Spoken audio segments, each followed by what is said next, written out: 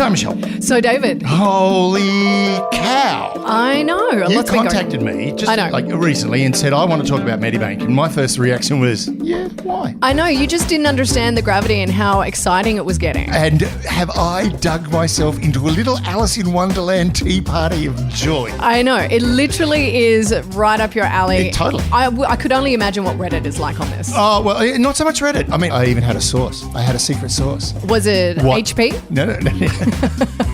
Close. What sauce does a spy put on his pie? A secret and reliable source. So look, I really want to talk about Medibank and the whole hack thing, not just because, hey, it's a pretty bad thing, but also it has incredible intelligence implications. Oh my gosh. And we get to talk about Russia again, which is something we never do. I know. I feel like I haven't spoken about Russia in ages. At least a week. At least. Yay. You're listening to I Spied, the Matryoshka doll of Australian intelligence. Go on, open it. Got it. It's me. Open it again. Okay, go. It's me. Open it again. Oh, God. Okay. It's me. Oh, open it again. Go. It's me. I don't want any more of you. Okay. Bye. Hello and welcome to I Spied. My name's Michelle Stevenson. I'm here with David Callan, and today we're going to talk about the cyber attacks which have been happening recently, but quite frequently, and what's going on behind them. Now, there's been a lot of conversation around it. There has. And what was very interesting is the government coming out and saying, you know what, this is Russian forces at play here. Well, Claire O'Neill, and let's be honest, a bit of a slip-up recently when they sent out those letters to the asylum seekers saying, go home. But also Claire O'Neill keeps saying the same thing over and over and over again. She's kind of irritating me slightly. But yeah, okay. Anyway. But the whole thing is she inherited a very good situation. There was stuff already in play from the Morrison government that they can really build on and build on quickly. But first, let's have a little look at how this all came about. Yep. Because as Claire O'Neill said in the big press release, as did Kershaw, the head of AFP, who's Reece Kershaw, very important. AFP is very important, as is the Australian Signals Directorate. They both said, we believe this is Russian cyber criminals and we're going to talk to the Russian government and get to the bottom of this. And then as soon as they said that, I laughed out loud. I just went, lols, roll on floor laughing, my ass off. I mean, the whole thing is we've got to look at how Russian cyber is actually structured. Yes. It's really important. And again, this is why thank you for giving me this gift of spending 5 days going, Look, and it was, I think for me, I was reading The Economist a couple of weeks ago and they were talking about the recent cyber attacks on Australia. And what they were saying as well was like, look, it's Russian forces and it's basically blowback for us supporting Ukraine. Yes, right. Which is why when Claire O'Neill said, we're going to speak to the Russians and we're going to make them pay, it's like, laugh out loud. They are fully across it and they probably sanctioned it. Yeah. Now, here's the thing. Let's just have a quick little history lesson because I know you love this. Oh, my God, please. I'll try not to let my just cranking up the old time machine. Over. Here we go. Right. So basically, Soviet Union collapses. Yep. But one of the things the Soviet Union had when it collapsed and is still in place today is it's got this incredible, like a huge scale engineering and technical base, right? And one of the things that's really important to remember this is when the Soviets were training their engineers and their technicians, they trained them for expertise and loyalty. They made sure they got no exposure to ethics whatsoever. Yeah. They were trained to be utterly loyal and very good at their jobs and don't think of the consequences. That's not your problem. Yep. Please stop reading anything to do with the humanities, right? So they were very technically competent and they work in cadres, right? So you've got little groups of guys working together, guys and girls, working together to build, to do whatever task they've been given. Yep. Now, what they had was back in the 90s, the new Russian government realised cyber's going to be important. We should start focusing on that. And they started building it as they pulled apart the KGB and the GRU and all their different intelligence services to see what they had to play with. They took all their signals guys, the guys that were looking at radio signals, like they used to have listening posts in Cuba so they could listen to the Americans. They had a look at all these guys and went, hang on, computing's going to be big. Then we get to the 2000s and there's this guy, never heard of him before. You might have heard of him, Vladimir Putin, right? Oh, yeah, Vladimir Putin. Yeah, Putin, yep. right? Yep. Big Putin. I've heard of him. He wound up being the head of the SVR and the FSB, all these different intelligence services, and he went, let's really crack into cyber. And they started building up their cyber capability through sort of 2000 to 2010. One of the things they do is the way they recruit. I love this. Yep. Hackathons. Sounds fair. Let's get a bunch of hackers together and we'll give one group of hackers a server and another group of hackers we'll task them to crack that server. So one group has got to protect it, the other group's got to break in. And then, the SVR and the FSB and the GRU or the intelligence services would sit there and go, we want him, we want her, we want that one, we want this one. And they'd start recruiting these hackers, right? The other thing they did was they just go through their universities. They have 73 universities in Russia dedicated to cyber. Basically to cyber. So they could find these guys. Now, what I did, though, I saw the ad, the FSB. Now, we're not going to call it FSB anymore because I was listening to a Russian journalist doing this speech and he calls it FISB. And I went, I like it because it's so disrespectful. So the FSB from now on, the ex-KGB. Is FISB? Now I'm going to be called FISB. This guy basically said that they would recruit these guys straight out of uni, the university students. They'd recruit them by saying, would you like to live like an American? We'll set you up an apartment. We'll give you all the American mod cons. You can live like an American. You've just got to steal information for us. So that's how they started recruiting people. Right? And that was a really simple way of doing it. And they created this thing and it's called FSIB. Yep. That became their little sort of crypto cyber thing.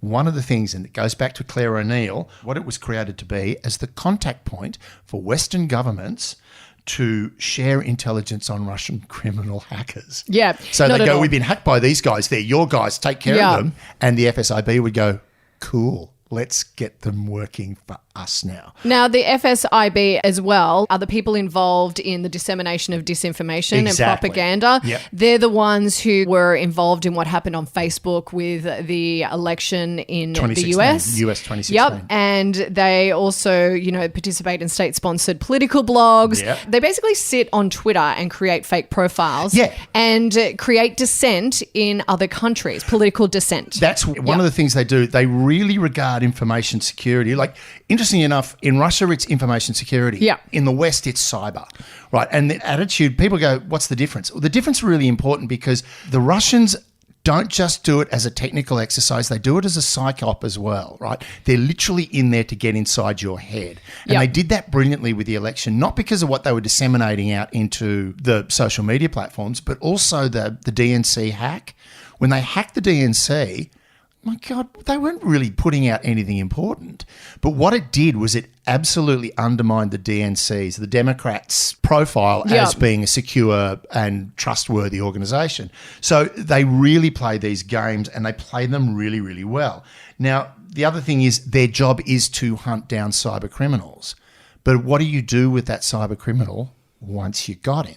Well, there's nothing you can do. And I think Australia was particularly late to the party. And yes, we've come ahead like last year, as you said, formulated a group. I'm trying to think what the group's called Red now. Spice? Red Spice. Yes, Project Red Spice. The task force. The Red Spice Initiative. And it's only now that they're talking about proactive cyber attacks. Yes. And not reactive cyber attacks. Yep. So for the past however long, we've just been reacting. We have not been going out there and performing cyber attacks to kind of stem the flow of what is going to happen. And that's critical in what's going on right now. But also I am shocked that... You're shocked? No, I'm shocked that this country did not think to do this until last year. Like, it is beyond me that we are so lackadaisical with things. Well, we're laconic Aussies, mate. What's your problem? I know, but it's actually embarrassing to me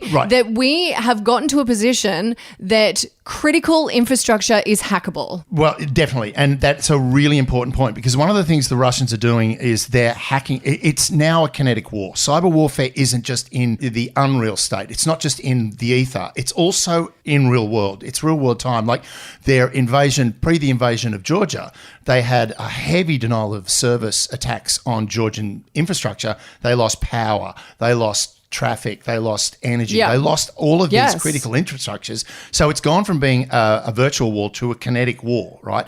And because of that, one of the things is everyone's looking at the Ukraine at the moment because the Ukraine got absolutely smacked at the beginning of their war. But what was really interesting is it's had very little effect long term. Two things that the Ukrainians did, they knew it was coming. They knew that this kind of attack was going to be, would eventuate. It had to eventuate. They'd gone through the election where it had been interfered with beforehand. They knew it was coming. So what they did was they had their information, but then they siphoned it off overseas. So it was sitting in overseas servers, which protected it. And the other thing they did was when they lost critical infrastructure, they were ready to replace it. They lost all their satellites. They just rang up Elon Musk and went, can we verify ourselves on Twitter? And by the way, can we borrow Starlink? We need it. And sure enough, Elon Musk for a couple of days went, not sure if I'm going to let you do it. And then obviously the Ukraine or the US went, here's a large pile of money, give them the satellites. If you go onto Reddit, there's a one Reddit called Combat Footage, and most of it is videos from drones dropping hand grenades into tanks and onto Russian soldiers. And they need the internet. They need a web to be able to do that.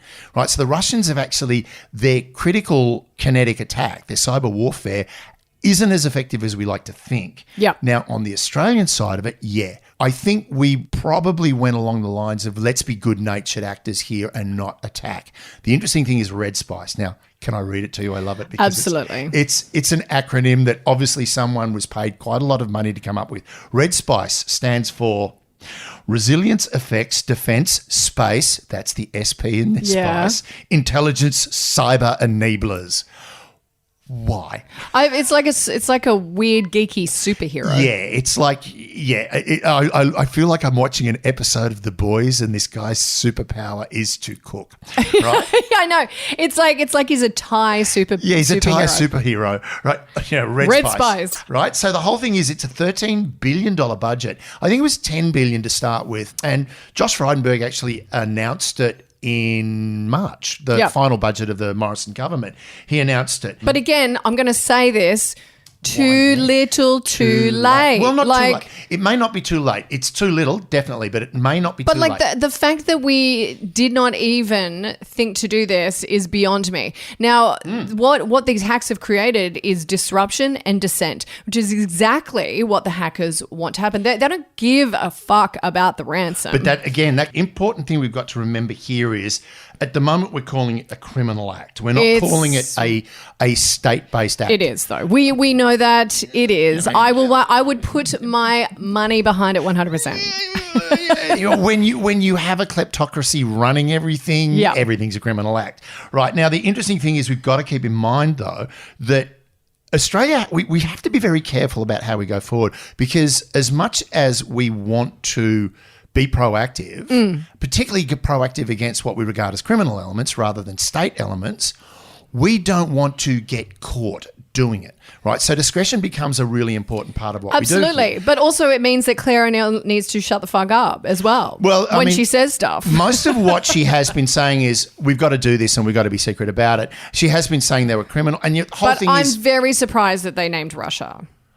I'm not at all, because it makes perfect sense. But the average person would go, oh my God, there's Russia cyber criminals. They wouldn't even think that it would be linked or state sanctioned, or that it could be part of Ukraine retaliation. But I mean, this is the thing that's really interesting is the entire Russian cyber structure is like a giant Matryoshka doll, right? You know, the doll within the doll within the doll. It's like the Inception. It's like an onion. Yeah. An onion Inception, but doll-shaped and full of hackers, all right? See, younger people would cite Inception. You cite a Russian doll. Anyway, keep going. But same deal, right? So the further you go down, it's just more like so. And the whole thing is these supposed criminal hacking gangs are part of companies. These companies are then sort of subsidized by intelligence organizations that are then working with another company. I mean, Kaspersky Labs, the antiviral software group. Kaspersky, the titular founder of the company, is ex-KGB. They work with them. Now, interestingly enough, Kaspersky had an antiviral software that was online that got hacked by, I think it was Fancy Bear, one of the many Russian hacking groups. So they hacked it, and Kaspersky immediately, like 2 days later, went, no, we fixed it, here's the patch. Within an hour, Fancy Bear were back inside, right? And now the interesting thing is, as soon as like the 2016 election interference, the interesting thing that came out of that was when the Russians were accused, and it was, I think they said that it was Fancy Bear or one of them, there's a whole bunch of them. Yeah. The Russians immediately turned around and went, no. And then a guy leapt up and went, my name's Gustav 2.0 and I did it and I'm a Romanian hacker. The great thing was a newspaper got in contact with him and started asking him questions in Romanian. Guy didn't understand what was being said. No, of course he didn't. Right? So it comes down to politics now, where we know you did it. Yeah. But we can't in good conscience say that publicly because of the problems it can cause down the line. Now, you're looking at me with a very skeptical eyes right now. No, I know exactly what you're saying, but I do also want to caveat with the fact that a lot of people think this is about obtaining information, like hacking into things and getting people's personal data. It isn't really. It is about creating dissent. What it's doing is it's creating this distrust, this distrust in the government, which is what they did to the United States ostensibly when they were, on Facebook and creating these groups on Facebook that weren't real, but out of it, Trumpism flowed. They became very real to the people that joined those groups. Yes, absolutely. They created mistrust and dissent, and they did it with COVID. And this is a lot of planned Russian attacks. Twitter is open to it. The Twitter bots are most of them come out of Russia, and they create dissent and they create arguments that aren't there just because they're trolling or they've got their bots out trolling people. Right. And the thing is, and this really comes down to the Medibank hack had two faces to it. One, we are going to hold you hostage. Yeah. Pay a ransom or we start exposing the information. And, when you start revealing lists of people that have had abortions, lists of people that have had psychiatric... Well, they targeted women, essentially, which was really because, bad. that, again, it's a trigger issue. It's a very hot button issue. The other thing as well is... Although I don't think the Russians realised how less of a hot button issue it is in Australia than it in is comparison. in America. In America. Because I don't think... It's not looked down upon in the way that it can be in Australia. In America. Yeah. Also, health in Australia is a lot more supportive than it is somewhere in the United States, right? Your private medical insurance is the only medical insurance you have, where in Australia, you can have private medical insurance, but you still have Medicare sitting there to back it up if you need and not as many people have private as well. So, exactly. Now, the thing that's really important with that is while they're revealing all this information and they're dumping it on the dark web, and of course, as soon as it goes to the dark web, some idiot is going to put it forward. It's also very damaging to the individual people because, they go for a job interview and someone says, oh, by the way, we didn't realize you're an alcoholic. We can't hire you. Right now, admittedly, you should be telling someone that. But if you believe that you're a reformed alcoholic or you may have had a psychological problem or a psychiatric problem, but you believe you are beyond it, you're fixed, you're cured, right?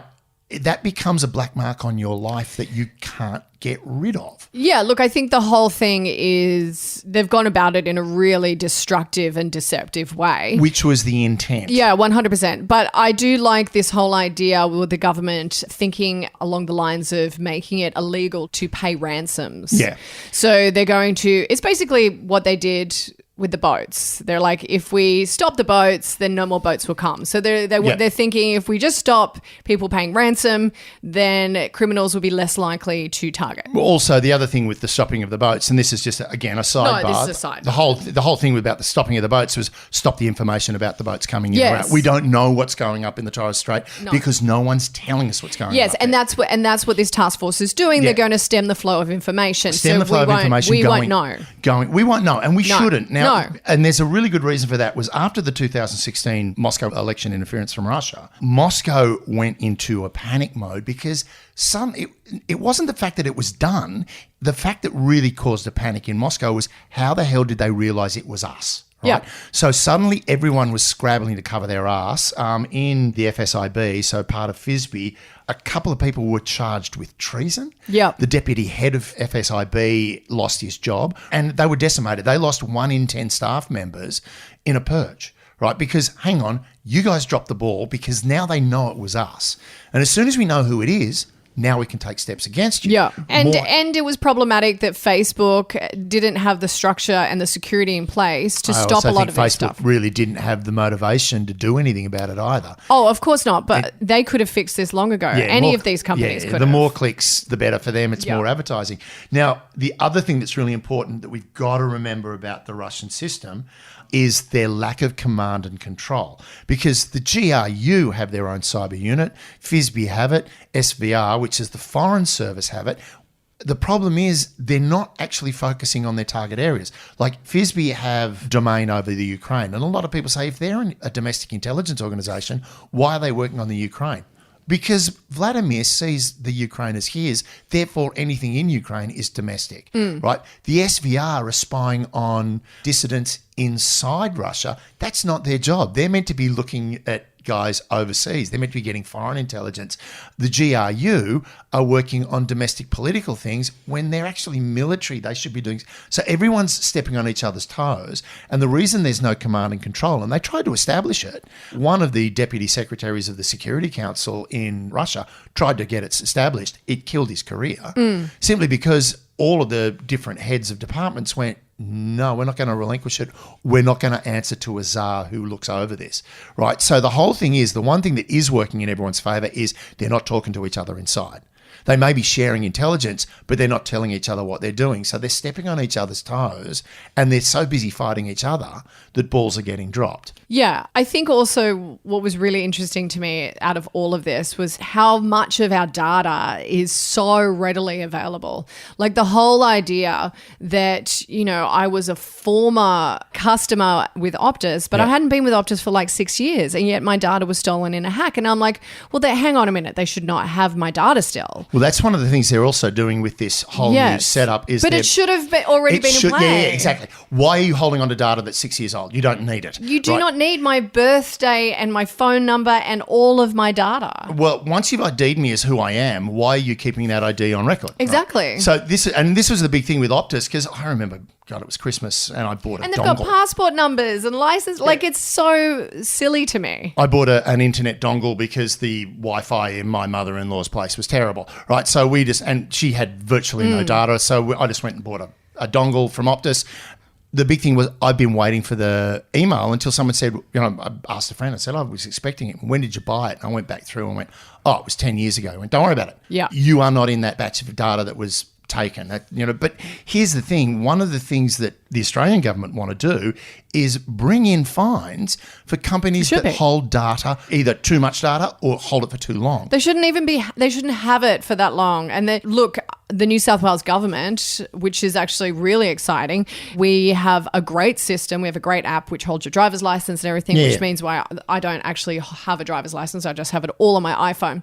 I mean, I just thought you've been driving illegally all this life. It's just all on my iPhone. You're an insane woman. But, you know, they're now coming up with a way where you can just go through the app to prove who you are with these companies now. Yeah. Which makes absolute sense. Like, why are we not thinking like this anyway? I don't even understand. The thing that's very interesting about it, and look, this, again, we could do an entire episode just on personal information. The thing about personal information is you own it. It's yours. But a lot of these companies are now going, now I've got your personal information. Yeah, they hold on to I it. own it too. Yeah. And it's like, no, you don't. This is my information. And you don't know what they're doing with that information. Well, they're selling phone lists. The number of times I've been phoned by somebody and it's like, how did you get my number? And it's like, that's when they hang up. It's like, you've bought it. I think out of this, we've learned a very valuable lesson about our own personal information, who has it, and who has it in ways we didn't even think should have it. Yeah. Now, just going back to Project Red Spice. Oh, yeah, like a red spice. Yeah, it's a bit of grey zone. But spicy. But spicy. Yeah, grey but hot. Right, so having had that announced, and it was meant to go online July 1st, I think. Yep. Going online, it's actually very, very difficult to see where they're at with it, which is great. Don't tell us what they're doing. We don't want that information. Now, here's the interesting thing. They need 1,500 hackers.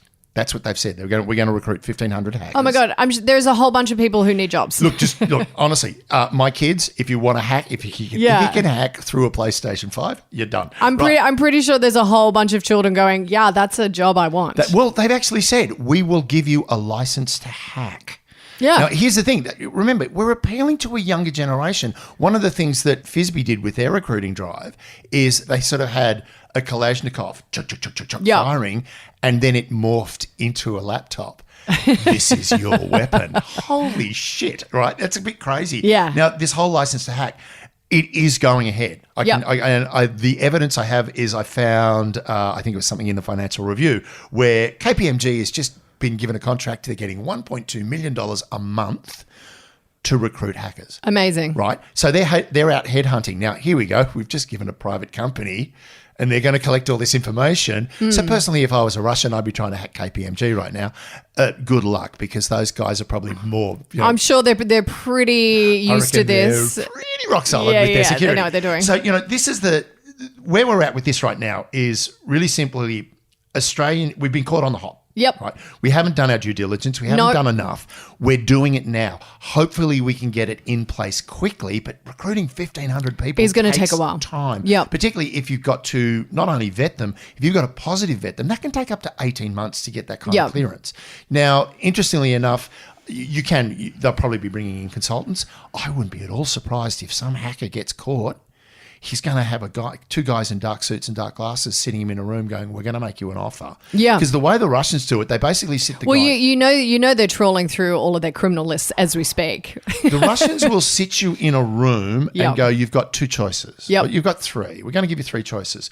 One, you start working for us and you get to do exactly what you used to do, but you do it for us. Two, you can go and sit in a gulag for the rest of your life.